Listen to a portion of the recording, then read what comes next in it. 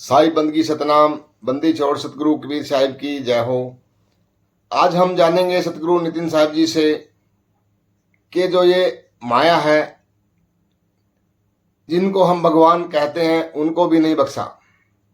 तो आज हम जानेंगे कि जितने भी ये गुरु लोग हैं, बाबा लोग हैं, ये माया के चक्कर में आके असली ज्ञान है उससे वंचित रखते हैं, क्योंकि इनको भी पता नहीं होता।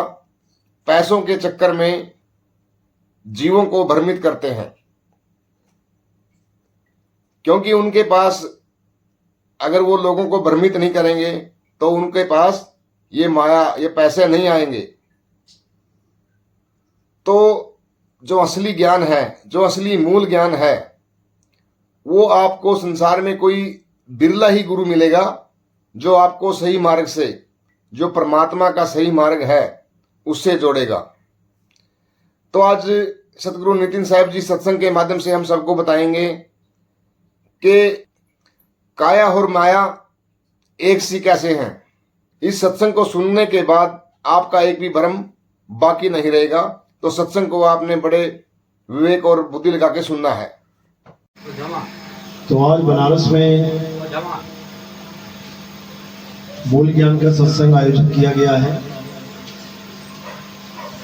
बहुत बड़े भाग हैं उन जीवों के जो आज इस मूल ज्ञान को सुन पाएंगे, और उससे भी बड़े भाग हैं उन जीवों के जो इस ज्ञान को थोड़ा सा भी समझ पाएंगे। क्योंकि सुनना आसान है, आए बैठे एक आधा घंटा सुन के चले गए, लेकिन इस ज्ञान को समझना बहुत मुश्किल है। इसको केवल वही समझ पाता है जिस पर परमपिता परमात्मा की कृपा होती है। क्योंकि ये ज्ञान ऐसा ज्ञान नहीं है जो आपको गलियों गलियों में मिल रहा है, जो आपको शहरों में मिल रहा है, जो आपको अन्य अन्य धर्मों में मिल रहा है। ये वो ज्ञान नहीं है। ये ज्ञान उन सब ज्ञानों से अलग है जो आज तक आपको सुनाए गए, आपको बताए गए, आपको जिस भी ज्ञान से जोड़ा गया, ये उससे बिल्कुल अलग है। समझ लो कि आज तक आप जितने भी ज्ञान से जुड़े हो, ये ज्ञान उन सब से तोड़ के आपको खुद से जोड़ देगा। यानी आपने आज तक जितना भी ज्ञान अर्जित किया, जो भी आप किसी धर्म में, पंथ में कुछ भी करते आए हो, ये ज्ञान उस सबको छुड़वा के आपको आपसे ही जोड़ देगा। यानी तुम्हें तुम्हारा ही ज्ञान दे देगा, और आज तक तुम खुद के ज्ञान को ना समझ के बाकी दुनिया भर का ज्ञान लेके बैठे। तो आज उसी मूल ज्ञान पे जिक्र करेंगे। तो सत्संग शुरू करने से पहले मालिक का जयकारा करेंगे, फिर सत्संग स्टार्ट करेंगे। बोलिए परमपिता परमात्मा की जय, सतगुरु बंदी छोड़ कबीर साहिब की जय, सभी संतों की जय, सभी भक्तों की जय, आज के आनंद की सकल अंश को बंदगी साहिब बंदी से। तो जैसे कबीर साहब ने अभी भजन लगा हुआ था, क्या बोल रहे हैं, क्या बोला भजन में? माया महा ठगिनी हम जानी, त्रिगुण फांस लिए कर डोले, और बोले माधुरी वाणी, माया महा ठगिनी हम जाने। अब साहिब समझा रहे हैं कि इस दुनिया में, सारे संसार में एक माया ही है जिसने सबको ठग लिया है, एक को भी नहीं छोड़ा। कहते धोबी के धोबिन मन बैठी, राजा के भई रानी, किसी को नहीं छोड़ रही है। केशव के कमला बन बैठी, शिव के भवन भवानी। एक आम आदमी छोड़ो जिनको हम भगवान कहते हैं, केशव, शिव जी कहते हैं, उनको भी नहीं बख्शा माया ने। केशव के कमला हुए बैठी, शिव के भवन भवानी, और माया महा ठगिनी हम जानी। अब ये माया क्या है, बस इसको समझ लेना। ये माया कोई औरत का नाम नहीं है। ये माया हर वो चीज है जो आपको दिखाई देती है। जहां पर भी आपकी दृष्टि जा रही है, जो भी चीज आपको दिख रही है, वो माया ही है। यही साहब कह रहे हैं, जो दिखे सो माया संतो, जो दिखे सो माया। अब इस दिखने दिखाने में क्या आता है? A to Z जितना भी ज्ञान आपने अर्जित किया है वो सब आ जाता है। मंदिर देखने में आ गया, मूर्ति देखने में आ गई, ग्रंथ देखने में आ गए, वेद पुराण देखने में आ गए, मस्जिद देखने में आ गई, चर्च देखने में आ गई, गुरुद्वारा देखने में आ गया। जो कुछ भी तुम्हें दिख रहा है, पेड़ पौधे, जीव जंतु, आदमी, हाथी, घोड़ा, कुछ भी, यहाँ तक कि गुरु भी, ये भी माया में ही आ गया। क्योंकि काया माया एक को जान, काया ही माया है। माया का गुण क्या है? वो बदलती रहती है। माया कभी एक रस नहीं रह सकती, बदलती रहेगी। अभी छोटी है, जैसे छोटा शरीर पैदा हुआ तो छोटी माया धीरे धीरे बढ़ती जा रही है, बढ़ती जा रही है, बढ़ती जा रही है। देखो 6-6 फुट के हो गए। अब यहाँ भी नहीं रुकेगी, फिर पैक होना शुरू हो जाएगा, फिर उस शरीर को और छोटा करना लग जाएगी। बुढ़ापे में देखो शरीर झुक जाता है, छोटा हो जाता है। तो ये माया का खेल है। बच्चे से जवान, जवान से बूढ़ा, ये सब माया का खेल है। यहाँ तक कि जिसको हमने भगवान मान लिया है, राम जी, कृष्ण जी, हनुमान जी, वो भी माया का ही खेल है। राम जी पैदा हुए छोटे से बच्चे के रूप में, कृष्ण जी पैदा हुए छोटे से बच्चे के रूप में, हनुमान जी पैदा हुए छोटे से बच्चे के रूप में। अब वही बच्चा बड़ा हो रहा है, हो रहा है, हो रहा है, माया बदल रही है। अब हम उसकी पूजा करने में लग गए हैं जो बदल रहा है। हम शरीरों की पूजा करने में लग गए हैं।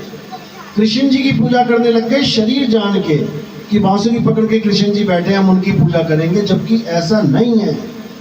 कृष्ण जी गीता में खुद समझा रहे हैं कि हे अर्जुन, मेरी माया को वही लांग पाता है जो रजोगुण, सतोगुण, तमोगुण को जानकर उससे आगे बढ़ जाए। रजोगुण, सतोगुण, तमोगुण क्या है? पैदा होना, पलना और नाश हो जाना।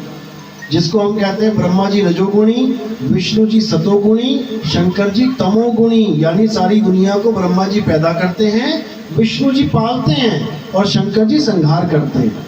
यानी जो भी ऐसी वस्तु है जो पैदा हो रही है, पल रही है और नाश हो रही है, वो गुणों के अंतर्गत है। तो साहिब समझा रहे हैं, माया मां ठगिनी हम जानी, त्रिगुण फांस लिए कर डोले। त्रिगुण यानी 3 गुणों की फांस, रजोगुण, सतोगुण, तमोगुण। यही गीता में समझाया जा रहा है कि जो तीनों गुणों से ऊपर उठ जाते हैं, यानी माया से ऊपर उठ गए। अब माया से ऊपर क्या है?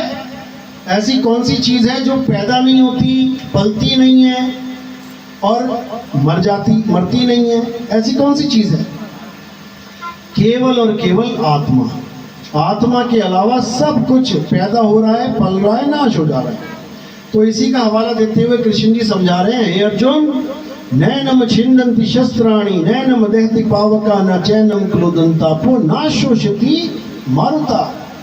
कि हे अर्जुन, इस आत्मा को ना तो कोई शस्त्र काट सकता है, ना अग्नि जला सकती है, ना वायु सुखा सकती है, ना जल भिगो सकता है। इस आत्मा को कोई कुछ कर ही नहीं सकता। इसको जानना है, ये है अविनाशी। उसको नहीं जिसकी काया खत्म हो जाए, मर जाए, कट जाए, जल जाए, वो पूजनीय नहीं रहेगा। तो इसको अच्छे से समझ लेना है। त्रिगुण जो 3 गुणों की माया है, इससे ऊपर क्या है? आत्मा। इसीलिए अध्याय 3 17वें श्लोक में स्पष्ट समझा दिया, हे अर्जुन, जो लोग अपनी आत्मा में रमण करते हैं, जो अपनी आत्मा में संतुष्ट हैं, जो अपनी आत्मा में तृप्त हैं, उनके लिए कोई धार्मिक कर्म कर्तव्य लागू नहीं होता। उनको किसी भी ऐसी जगह जाने की जरूरत नहीं जहाँ त्रिगुणी 3 गुणों का खेल चल रहा है। कहीं पैदा हो रहा है, कोई पल रहा है, मर रहा है, उसकी पूजा करने की जरूरत नहीं है। जो बदल रहा है पल पल, उसकी पूजा करने की जरूरत नहीं है। जो खंडित हो रहा है, उसकी पूजा करने की जरूरत नहीं है, क्योंकि अखंड की पूजा करनी है और आत्मा ही अखंड है। इसीलिए कबीर साहब कह रहे हैं कि आत्मज्ञान बिना नर भटके, कभी काबा कभी काशी। यानी 3 गुणों में वो बंदा उलझ रहा है। अब काबा काशी नाम क्यों लिया? क्योंकि वो धार्मिक स्थल है हमारे। वो धार्मिक स्थल हैं। किसने बनाए? इंसान ने बनाए। जो चीज बनी है वो बिगड़ेगी। और जो कभी बनी नहीं है वो कभी नहीं बिगड़ेगी। तो हम उसको पूजने लगे हैं जो हमने बनाए हैं और एक दिन नाश हो जाएंगे। हम उस मूर्ति की पूजा कर रहे हैं जो आदमी ने बनाई है और एक दिन नाश हो जाएगा, खंडित हो जाएगी। पंडित जी उसी मूर्ति को उठा के नदी के किनारे छोड़ाएंगे। जिसको भगवान भगवान करते रहे, जिसको कहते रहे कि प्राण प्रतिष्ठा कर दी, जीवित हो गई मूर्ति, उस मूर्ति के मुकुट के छोटे से हिस्से को भी अगर क्रैक आ जाए, टूट जाए, तो पूरे भगवान को उठा के बाहर कर दिया जाता है। अब जिसमें प्राण है, अगर उसके कपड़े फट जाएं तो क्या उसको घर से बाहर निकाल देंगे? अरे छोड़ो कपड़ा, आपके बच्चे का हाथ भी कट जाए, साथ में एक टांग भी कट जाए, दूसरी टांग भी कट जाए, तो हाथ भी कट जाए दोनों, तब भी नहीं निकालोगे तुम घर से बाहर, फिर भी कहोगे घर ही में ही रह। तो अपने बच्चे को, अपने माता पिता को तो घर से निकाला नहीं, खंडित होने पे जिसमें प्राण है, और उस मूर्ति को जिसको भगवान मान के पूजा तुमने, उसके मुकुट की थोड़ी सी अगर क्रैक हो जाए तो उसको उठा के तुम बाहर छोड़ाते हो। तो किसने करी बेकदरी? भगवान की। कोई और करके आता तो देखो दंगा हो जाता। हम ही ने की है। क्यों करी है? क्योंकि हम जानते ही नहीं कि असल में भगवान है क्या, वो परमात्मा है क्या, हम जानते नहीं है। इसलिए हमने मूर्ति को परमात्मा मान लिया, भगवान मान लिया, जबकि ये बिल्कुल सरासर गलत है। ना तो कृष्ण जी कभी पत्थर के थे, ना राम जी कभी पत्थर के थे, ना कोई हनुमान जी पत्थर के थे। वो पत्थर के नहीं थे भाई। जब वो पत्थर के नहीं थे तो तुमने कैसे पत्थर का बना दिया उनको? इसको समझना पड़ेगा। कृष्ण जी ने तो यहां तक कह दिया गीता में कि हे अर्जुन, हम और तुम तो शरीर भी नहीं है। ये शरीर तो आत्मा के कपड़े हैं, जीवात्मा के कपड़े हैं ये, जो बार बार पहन रही है, धारण कर रही है और बार बार उतार दे रही है। हम नहीं है शरीर, हम तो अजन्मे हैं, नित्य हैं, शाश्वत हैं। ऐसा कोई समय नहीं था जब हम, तुम और ये राजा महाराजा नहीं थे जो तुम्हें आज दिखाई दे रहे हैं। विभीषण तो त्रेता में था, दुर्योधन द्वापर में था, लेकिन क्या बोला जा रहा है कि ऐसा कोई समय नहीं है जब ये नहीं थे। यानी द्वापर का दुर्योधन ऐसा नहीं था कि त्रेता में नहीं था, वो भी था, लेकिन रूप बदला हुआ था कपड़ों का। था वही, लेकिन कपड़ों का रूप बदल लिया था। यानी ऐसा कोई समय था नहीं जब ये नहीं थे, और ऐसा कोई समय नहीं आएगा जब ये नहीं होंगे। ये मत सोचना कि दुर्योधन अब नहीं है, वो तुम्हारे हमारे बीच में कहीं घूम रहा होगा कपड़े बदल के। जैसे बंदा प्लास्टिक सर्जरी करवा लेता है तो पहचान में नहीं आता। एक आदमी ने 10 करोड़ रुपए उधार ले लिए बैंक से, उसके बाद उसने प्लास्टिक सर्जरी करवा ली। बैंक वाले ढूंढ रहे हैं कहाँ है वो बैंक में रोज घूमता है जाके, पहचान ही नहीं सकता उसको कोई। तो ऐसे ही हमने ये बार बार कपड़े बदल लेते। आज हम इंसान बन के बैठे, क्या पता कल को बकरा बना दिया जाए कर्मों के अनुसार। और जो मीट खाता है वो अपने पिता को, यानी जो बकरा बना पिता, उसी को उठा के लेके आ रहा है कटवाने के लिए। और वो कह रहा है मैं पहचान मुझे, मैं। वो कहता है कौन मैं, काटो इसे।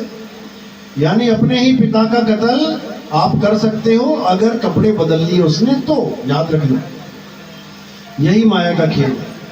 तो यही कबीर साहब समझा रहे हैं कि माया महाठगिनी हम जाने। इतनी बड़ी ठग है ये कि तुम सोच भी नहीं सकते। सबसे ज्यादा तो इसने तुम्हें ही ठगा हुआ है, ये बता के कि तुम शरीर हो, शीशे में जो दिखाई देता है वो माया है, तुम नहीं हो।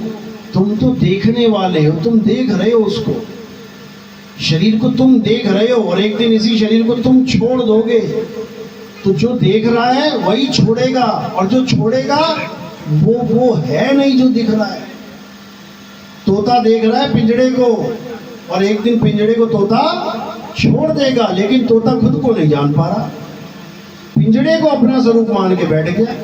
मैं काला, मैं गोरा, मैं भूरा, मैं जवान, मैं बूढ़ा। जबकि आप ना तो काले गोरे हो, ना जवान हो, ना बूढ़े हो, आप चैतन्य हो। इस काया में आप जीव अवस्था में हो, और जब ये काया छूटेगी, आपको अपना स्वरूप बोध हो गया, तो आप पीव अवस्था में आ जाओगे। इसी को बोला है। कहते हैं जीव और पीव के ऊपर कबीर साहब ने बहुत सी वाणियां लिखी, लेकिन लोग समझ नहीं पाए। इसी को समझना है। कहते हैं जीव शिव सब प्रगटे और वह ठाकुर वह दास, कबीर और जाने नहीं एक राम नाम की आस। कहते हैं जीव शिव सब प्रगटे, यानी कोई जीव बन के प्रकट हुआ और कोई शिव बन के बैठा है। वह ठाकुर वह दास, जो शिव अवस्था में चला गया वो ठाकुर जी बन गए, और जो उनकी पूजा कर रहा है वो जीव रह गया। अब वही जीव भक्ति कर रहा है तो वो शिव बन जा रहा है, फिर वो शिव जीव बन के आ रहा है। यानी यही खेल चल रहा है, जीव से शिव, शिव से जीव, जीव से शिव, शिव से जीव।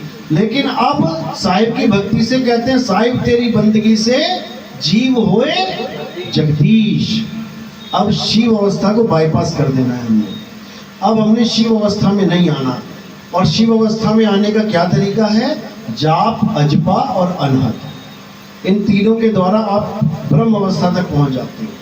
या तो जपी पहुंचेगा, या तपी पहुंचेगा, या फिर प्राण योगी पहुंचेगा। लेकिन हमारी साधना में इसको बायकाट कर देना है, बिल्कुल बाईपास कर दो। जैसे इस शहर में आने वाला भी एक रास्ता है, और ये शहर ना पड़े बाहर भी एक रास्ता है। पूरा शहर क्रॉस कर जाओगे आप, आपको एक भी गली में नहीं जाना पड़ेगा। उसको कहते हैं बाईपास। यानी जीव से सीधे पीव अवस्था में आ जाना, इसको कहते हैं सतभक्ति। और जीव से शिव हो जाना, इसको कहते हैं योग। हठ योग, प्राण योग, राज योग, दुनिया भर के योग हैं। इसको समझना पड़ेगा बस। तो यही कबीर साहब समझा रहे हैं कि माया मां ठगिनी हम जानी, योगी के योगिन बन बैठी, ब्रह्मा के ब्रह्मानी, माया मां ठगिनी हम जानी। जो योग है, उस योगी है, उसके यहाँ योग बनी बैठी है। 100 का जाप, अजपा जाप, ये सब योग है। उसमें फंसा दिया माया ने। कोई बच ही नहीं पा रहा है। बचेगा कौन? इस काल के जाल से, माया के जाल से। कहते हैं बचना चाहो काल जाल से, और चीनो शब्द हमारा, कहें कबीर अमर कर राखू, जो निज होए हमारा। कबीर साहब का शब्द और बाकी ऋषि मुनियों का शब्द, ज्ञानियों का शब्द, दोनों में फर्क है। बस इसको समझ लो। बाकी शब्द जितने भी हैं वो मायावी शब्द हैं, और जो कबीर साहब जिस शब्द की बात करते हैं वो माया से परे का शब्द है। बाकी जितने शब्द हैं वो बनने और बिगड़ने वाले शब्द हैं।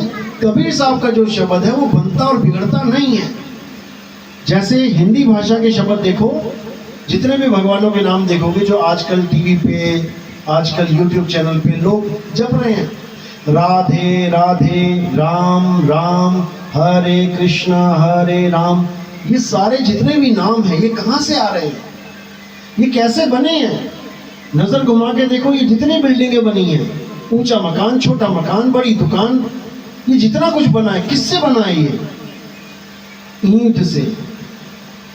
ईंट पे ईंट रख के, ईंट पे ईंट रख के बड़े बड़े महल बना दिए। और इकाई क्या है महल की? ईंट। यानी ईंट से ही महल बना दो, ईंट से ही बुर्ज खलीफा बना दो, ईंट से ही कुछ भी बना दो। इसी प्रकार जितने भी मंत्र हैं, लंबे लंबे मंत्र, ओम भूर्भुवः स्वः, जितने भी मंत्र हैं, किससे बने हैं? इकाई क्या है? क्या इकाई इसकी? अक्षर। जब इन मंत्रों को तोड़ोगे आप तो अलग अलग अक्षर दिखाई देंगे आपको। उसी में मात्रा बिंदी लगा लगा के सारे मंत्र बना दिए। तो इनको जब तोड़ोगे तो अक्षर आ जाएंगे। जैसे ओम, ये मंत्र है, इसको तोड़ोगे 3 अक्षर निकलेंगे इसमें से, अ उ म, अ उम, ओम ओम ओम। इतना ही लंबा खींच लो, ओम, आएगा वही 3 अक्षर। अब ये अक्षर ना होते तो मंत्र कहां से होते? ईंट ना होती तो ये बिल्डिंगें कहां से होती? इसको समझना है। अक्षर बने पहले। अक्षर हिंदुस्तान में हिंदी के बन गए 52 अक्षर, इंग्लैंड में, अमेरिका में 26 अक्षर। यानी हम 52 में खेले हैं, वो 26 में खेल रहे हैं। वो 52 भी पूरे ना कर पाए और कहने को हमसे इंटेलिजेंट है।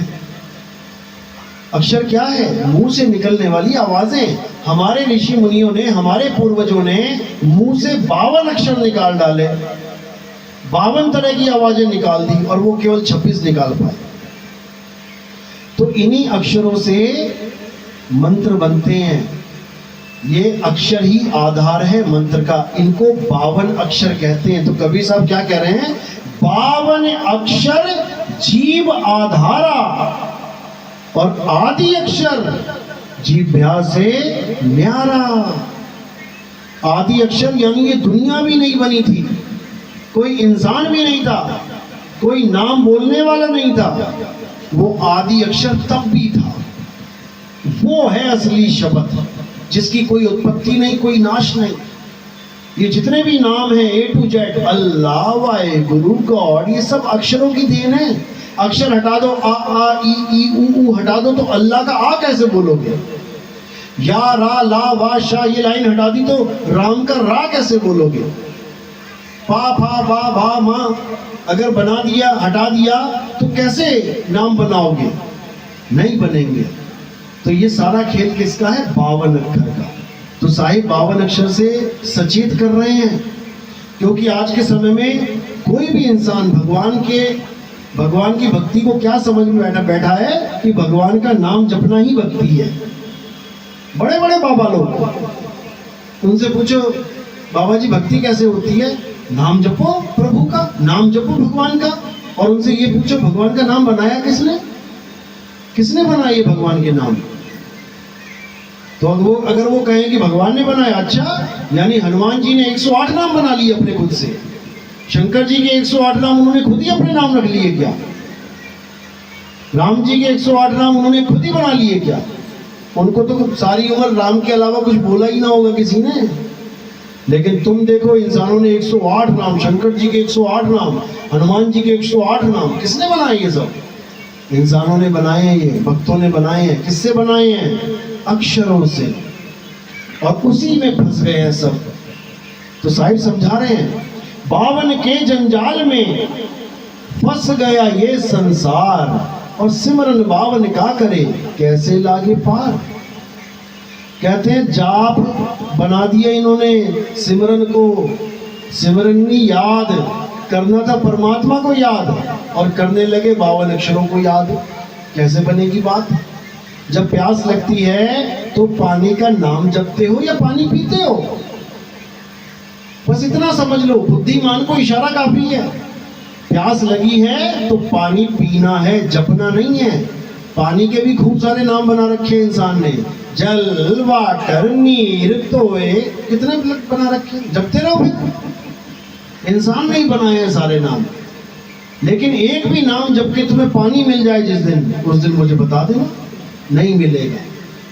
तो साहिब इसी को समझा रहे हैं, मोह को कहाँ ढूंढे रे बंदे, मैं तो तेरे पास में। जिसको तू पाना चाहता है, जिस राम को तू पाना चाहता है, वो मंदिर में नहीं है, वहां तो मूर्ति है, किसी ने बनाई है, बिकी है, वो खरीदी गई है। नहीं खरीदी गई तो बता दो, तुमसे ही चंदा इकट्ठा कर करके भगवान की मूर्ति खरीदी गई है।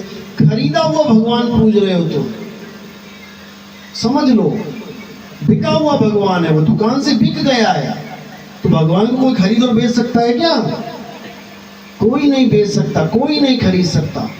वो केवल एक मूर्ति है। जैसे तुम्हारे पिताजी या दादाजी कोई बड़े मंत्री हो, अब वो एक्सपायर हो गए तो उनकी मूर्ति चौक पे लगा दी। अब कोई मूर्ख ही होगा जो ये सोचेगा कि ये मेरे दादाजी हैं। अरे वो मूर्ति है दादाजी की। दादाजी तो मेरे साथ रहते थे, खाते थे, पीते थे, चले गए। अब वो मूर्ति ना खाए, ना पिए, ना चले। फोटो को असल तो कोई बेवकूफ ही समझेगा। तुम्हारा बच्चा तुम्हारे साथ रहता है, वो खो गया और कोई तुम्हें फोटो पकड़ा दे बच्चे की, अरे इसको रख लेना, इसके साथ मन बहला लेना। बहला लोगे क्या? 1000 फोटो दे दे कोई उस बच्चे की, तुम्हारी आंख से आंसू नहीं रुकेंगे, क्योंकि वो असल है और ये नकल है। जो नकल में संतुष्ट हो जाए उसको मूर्ख कहते हैं, मूर्ख। गाय का बच्चा मर गया, अब क्या करते हैं? उसमें भूसा भर देते हैं। क्या बनाने के लिए गाय को? अकलमंद। क्या बनाते हैं गाय को? मूर्ख। मूर्ख बनाते हैं उस गाय को। ले तेरा ही बच्चा है, जिंदा है, वो बेचारी चाट रही है। भजन बोला है साहिब ने इसके ऊपर। कहते बछड़ा था तो मर गया और झूठी चाम चटाए। तो बात ये है, इसको समझना है। हमने असल को प्राप्त करना है। भगवान परमात्मा असल वस्तु है, नकली माल थोड़ी नहीं है। तो संतों ने तो बहुत समझाया, लेकिन ये जीव समझ नहीं पाया। इसलिए कबीर साहब को बार बार समझाने के लिए आना पड़ता है कि जीव जाग जा, कब तक सोएगा। इससे पहले कि मृत्यु आए अपने परमात्मा को ढूंढ ले, वो तेरे पास है। तुम्हारे घर में 100 लीटर दूध पड़ा है और तुम घी ढूंढने गली गली में भटक रहे हो। दूध तुम्हारे पास है, उसी में घी का वास है, लेकिन तुम्हें इसका नहीं एहसास है, इसलिए धक्के खा रहे हो। तो साहिब यही समझा रहे हैं, ज्यों तिल माही तेल है और ज्यों चकमक में आग, तेरा साईं तुझ में है, जाग सके तो जाग। अब टारगेट दे दिया साहिब ने, निशाना दे दिया कि कहां ढूंढना है। तेरा साईं तुझ में है, यानी मुझ में है। अब मुझको ही ढूंढना पड़ेगा कि मैं क्या हूं। अब तुम्हारा टारगेट बस ये है कि मैं क्या हूं, क्योंकि मेरा साईं मुझ में है। मैं क्या हूं? क्या मैं ये शरीर हूं? बिल्कुल नहीं। क्या मैं हड्डी हूं, मांस हूं, खाल हूं, बाल हूं? बिल्कुल नहीं। तो मैं कौन हूं? आत्मा। हे अर्जुन, तू और मैं ये शरीर नहीं है। ये शरीर तो इंद्रियां हैं, 10 इंद्रियां। हम आत्मा हैं। हमारा कभी जन्म और कभी नाश नहीं होता। तो हमें आत्मा का ज्ञान चाहिए। कबीर साहब यही समझा रहे हैं, आत्म ज्ञान बिना नर भटके, कभी काबा कभी काशी, और जल में मीन प्यासी, मुझे देखते आवे हांसी। अब ये समझ में नहीं आता लोगों को, क्योंकि मंदिर जाना आसान है, गए लोटा लेके चढ़ा दिया जल वहां पे, पर अपनी आत्मा को ढूंढना बड़ा मुश्किल है। उसमें प्रैक्टिस करनी पड़ेगी। बंदे खोज दिल हर रोज, तुम्हें रोज अपने स्वरूप में स्थित रहना पड़ेगा। वो बड़ा मुश्किल है, लेकिन सबसे आसान भी है, क्योंकि सब कुछ छोड़ दिया, अपने में स्थिर हो गए। लेकिन फिर भी बड़ा मुश्किल है। क्यों? क्योंकि मन जो है ये सबसे बड़ी रुकावट पैदा करता है। मन कभी नहीं चाहता कि तुम अपने आप को खोज पाओ, तुम अपने आप को जान पाओ। क्यों? क्योंकि जिस दिन तुम अपने आप को जान गए, उस दिन इस काया पे मन का नहीं तुम्हारा राज चलेगा। अभी किसका राज है? मन का। कैसे?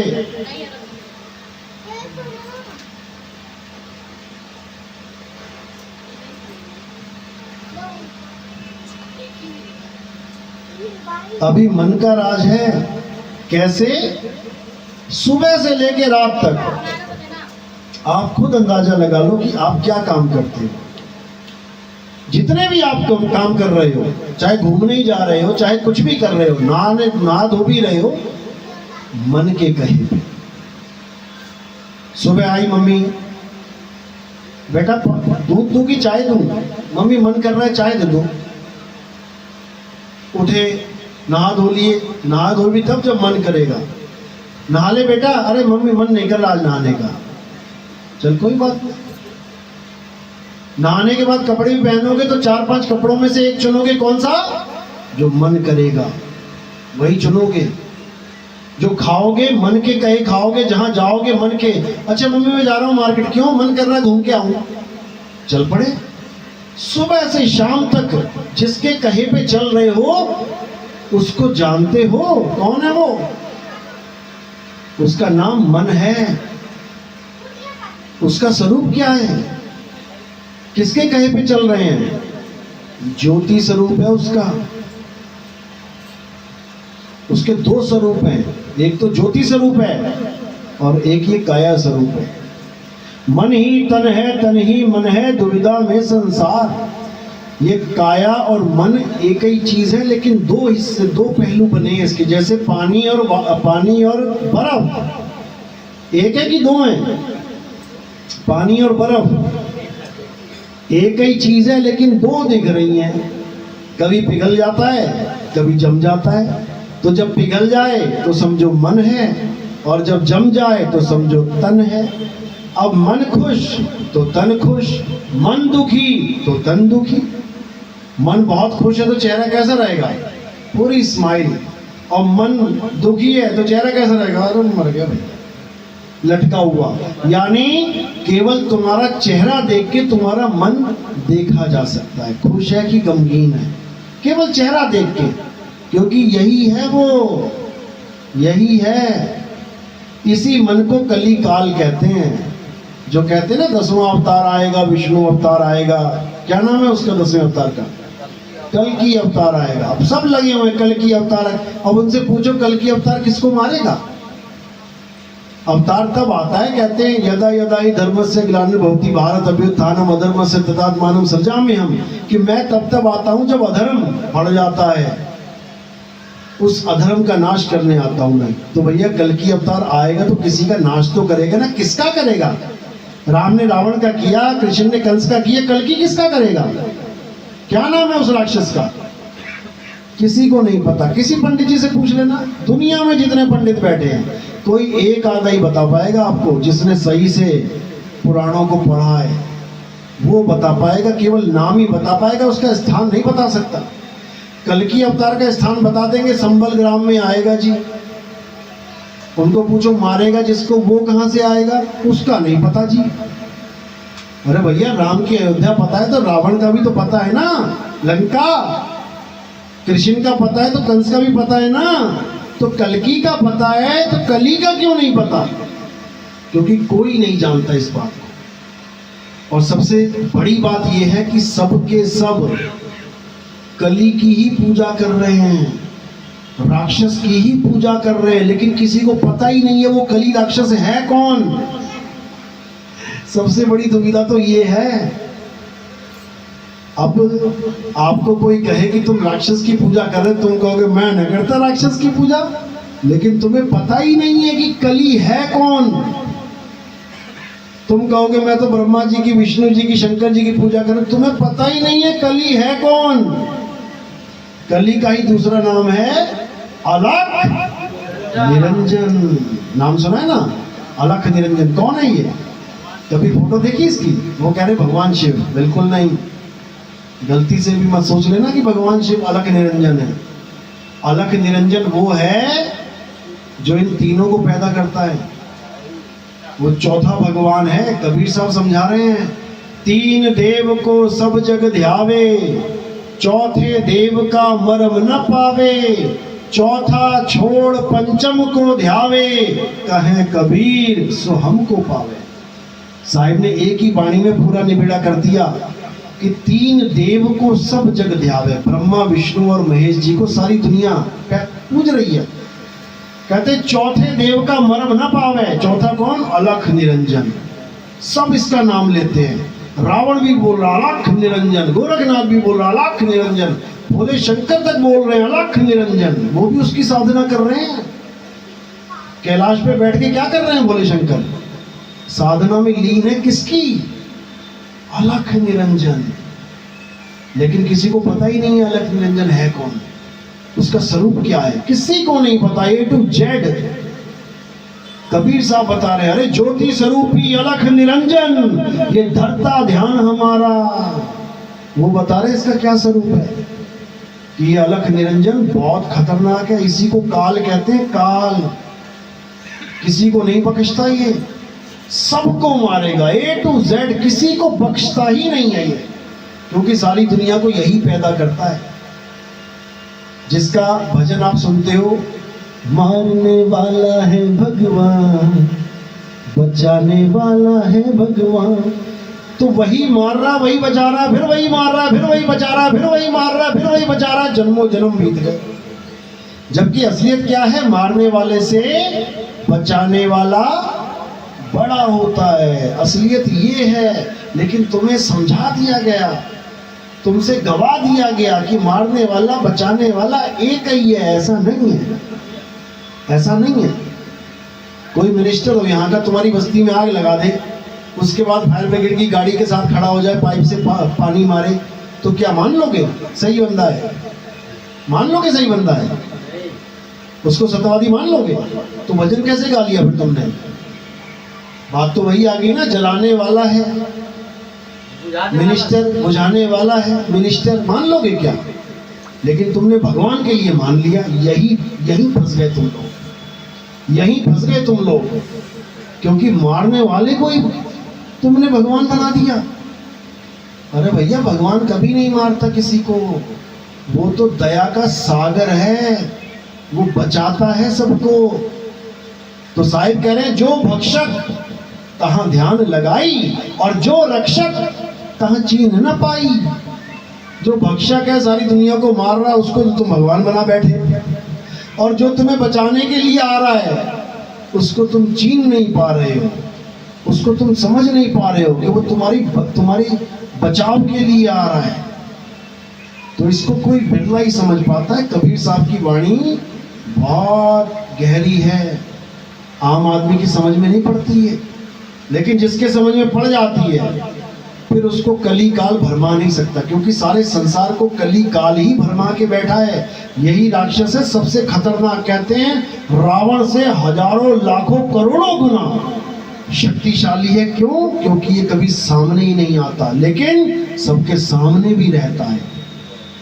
ये सबके सामने भी रहता है और किसी के सामने भी नहीं आता। तो जब कबीर साहब को बोला कि मैं अलख निरंजन हूं, तो मेरी दुनिया में क्यों आ रहा है? वो कहता, हम तो लखा 3 लोक में, और तू क्यों कहे अलख?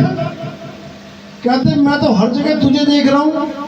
तू यहाँ बैठा है, तू चींटियों के साथ बैठा है, तू मक्खी बन के बैठा है, तू मच्छर बन के बैठा है, तू 84 लाख योनियां बन के बैठा है, और तू कह रहा है मैं अलख निरंजन हूं। मैंने तो लग लिया तुझे, मैं तो पहचान गया, तू ही बैठा है। ये समझ लो, इसका कोई एक रूप नहीं है, इसके अनंत रूप हैं। देवताओं के रूप भी इसी के रूप हैं, राक्षसों के रूप भी इसी के रूप हैं, मनुष्य के, नारी के, किन्नर के रूप भी इसी के रूप हैं, 184 योनियों के रूप भी इसी के रूप हैं। ये है कली काल। इतना बड़ा राक्षस है कि तुम कभी सोच ही नहीं सकते कि इसको मारेगा कौन।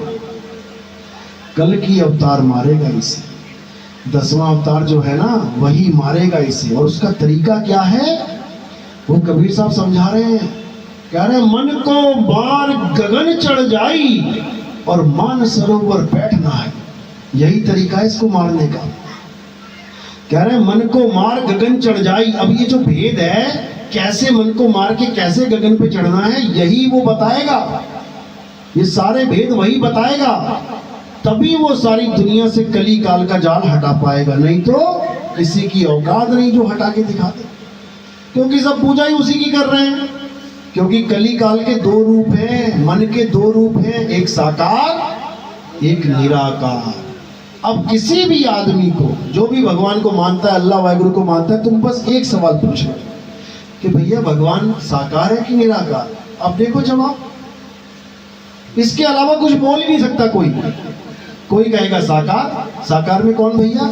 राम जी, कृष्ण जी, हनुमान जी, शेरा वाली माता, ये वो जितने भी साकार सृष्टि दिखाई दे रही है। और दूसरा कहेगा निराकार, यानी उसका कोई आकार नहीं।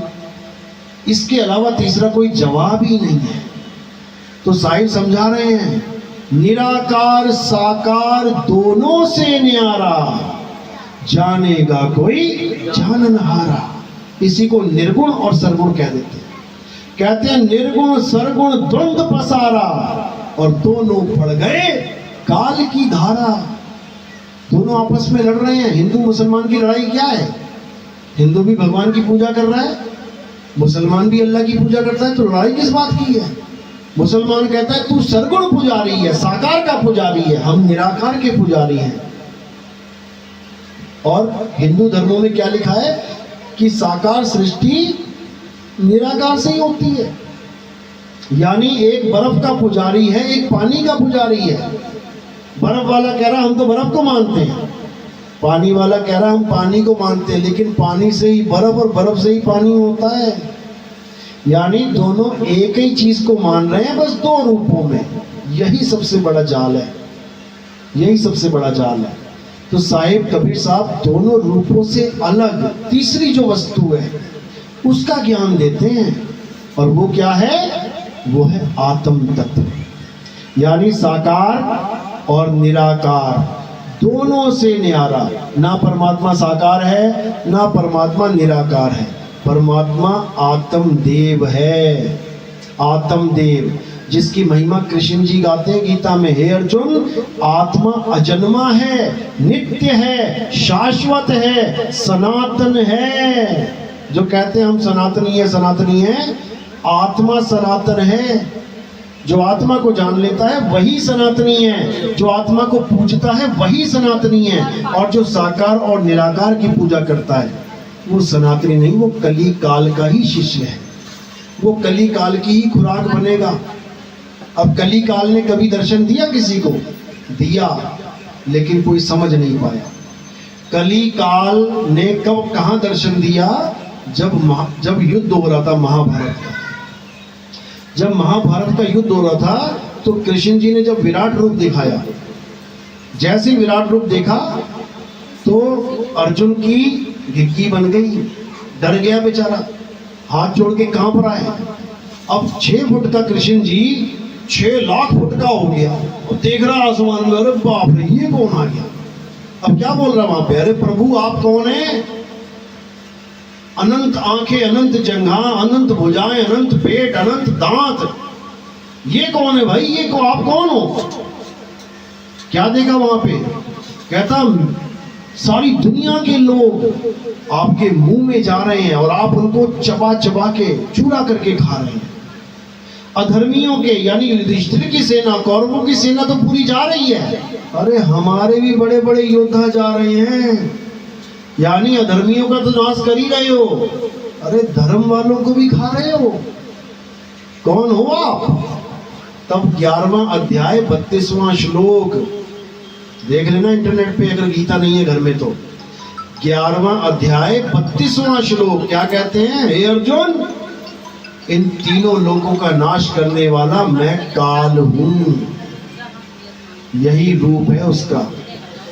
और उस रूप में ये नहीं कि सुंदर सुंदर रूप है, उसमें देवी देवता भी हैं, गण गंधर्व भी हैं, बड़े बड़े राक्षस भी हैं, बड़े बड़े दांत, बड़ी बड़ी आंखें, मुंह से आग भी निकल रही है, सब कुछ लिख रखा है उसमें। वो है उसका रूप। यानी इस दुनिया में जितने भी नर हैं, नारी हैं, जितने भी जीव बैठे हुए हैं, ये सब उसी का रूप है। अब इसी से बचना है। बचना चाहो काल जाल से, यानी बार बार शरीर धारण करने से बचना चाहते हो तो क्या करना है? अपनी आत्मा को जान लेना है। जैसे ही अपनी आत्मा को जान लिया, अब तुम्हारा मोह भंग हो जाता है शरीर से। जैसे ही मृत्यु आई, इसको तुम ऐसे फेंक दोगे जैसे डस्टबिन में हम किसी टॉफी के या चॉकलेट के रैपर को फेंक देते हैं, या केले के छिलके को फेंक देते हैं। जबकि हम लाते मार्केट से केला छिलका देख के ही हैं, हम केला देख के नहीं लाते, छिलका देख के लाते हैं।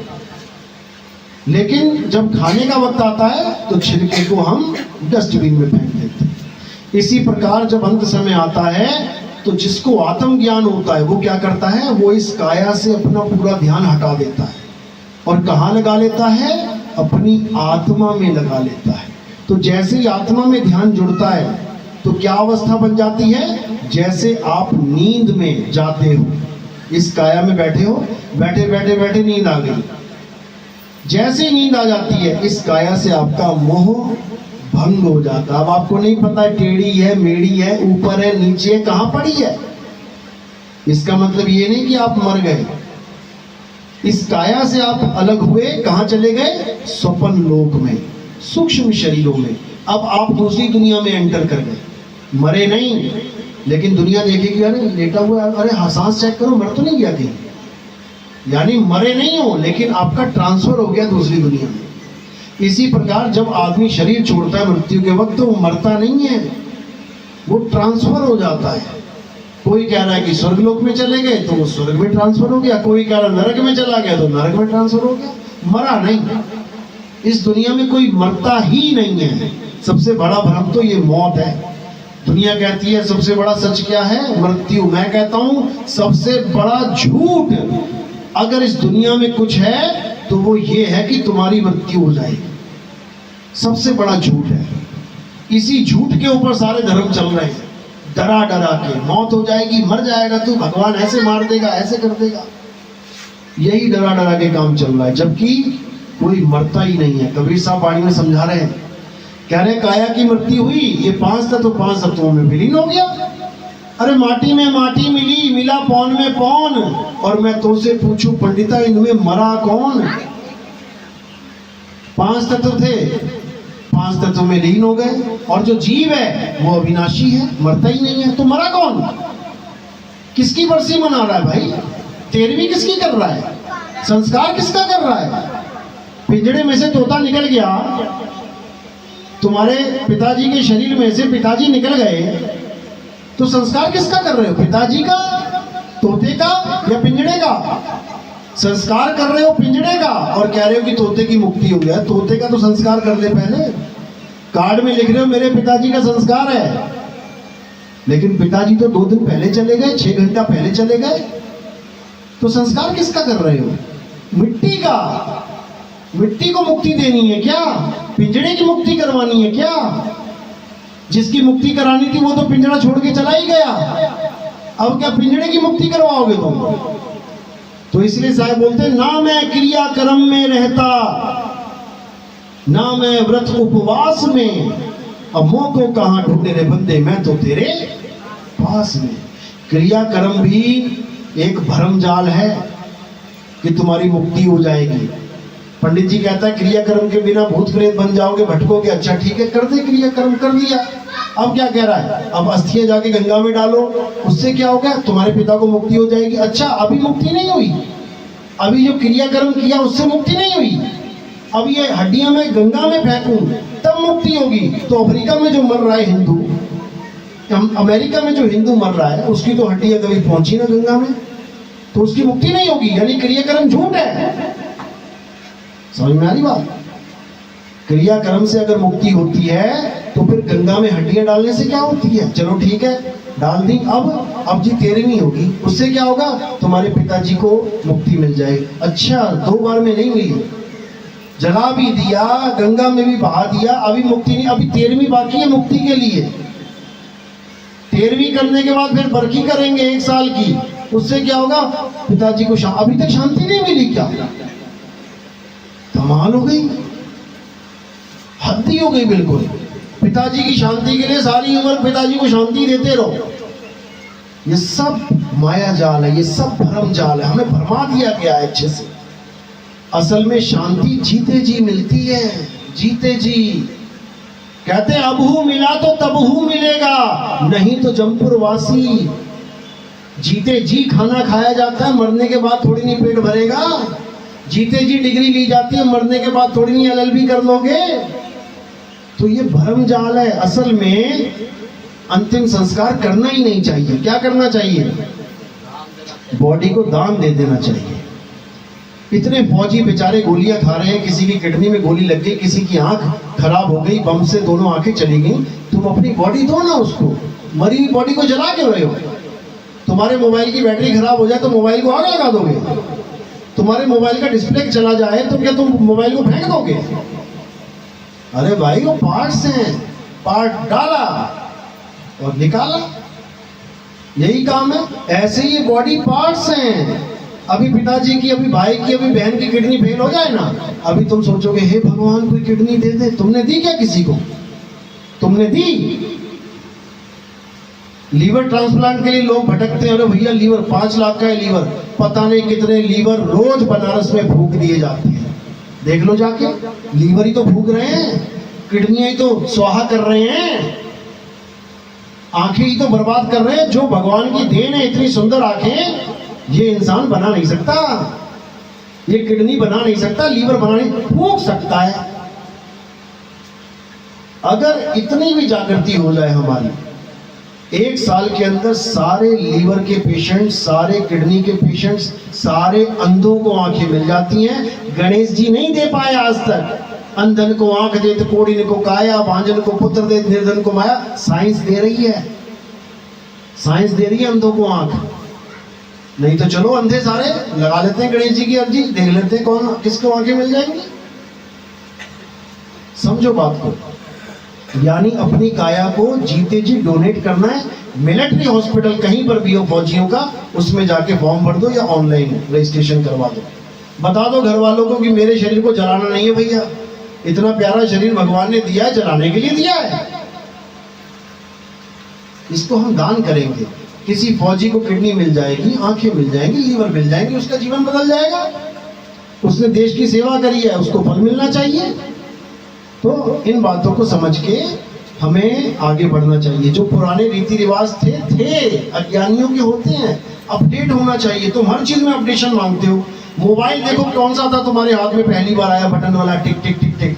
आज तुम उसके बाद 1G 2G 3G 4G, आज तुम 5G भी कहते हैं, स्लो चल रहा है।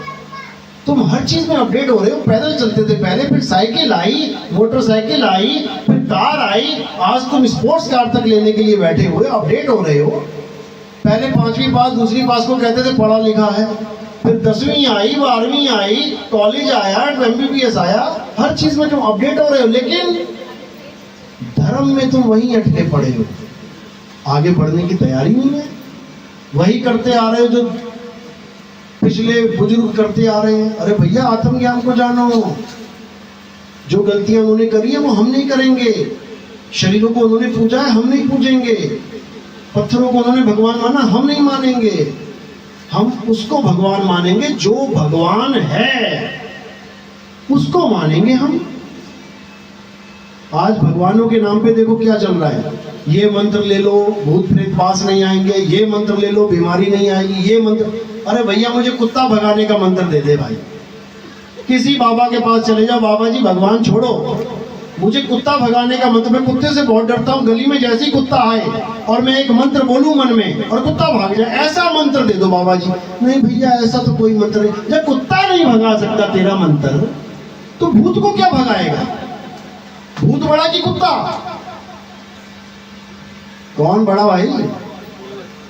खतरनाक कौन है?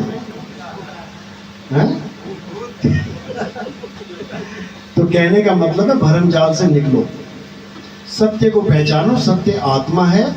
ब्रह्मा जी, विष्णु जी, महेश जी के ग्रंथ पढ़ोगे तो उसमें आत्मा की महिमा लिखी हुई है, लेकिन तुम तक वो पहुंचाई नहीं जा रही है। क्यों? क्योंकि ये सब धर्म को धंधा बना बैठे, ये सब नोटों का, पैसे का काम है। भगवान देता है कि लेता है, पहले ये बता दो। तुम भगवान के पास जाते हो, भगवान जी अमीर हो जाऊं, खूब पैसा आ जाए, उसके बाद क्या करते हो? सामने गल्ला लगा होता है, उसमें पैसे डाल के चले जाते हो। यानी आए थे लेने और जा रहे हो देके। अगर भगवान पैसे देता होता तो सामने जो गल्ला पड़ा है ना, पूरा भगवान भर देता उसी वक्त। कौन भर रहा है? भगवान भर रहा है कि इंसान भर रहा है? जो पंडित जी तुम्हें कह रहे हैं कि भगवान से कुछ मांग लो तुम्हारा कल्याण हो जाएगा, वो कभी भगवान से नहीं मांगते, वो तुमसे मांगते। भैया दक्षिणा दे दो, भगवान से मांग लो ना, भगवान दे देंगे। नहीं, उसको पता है नहीं देंगे, वो बहुत होशियार हैं, उनको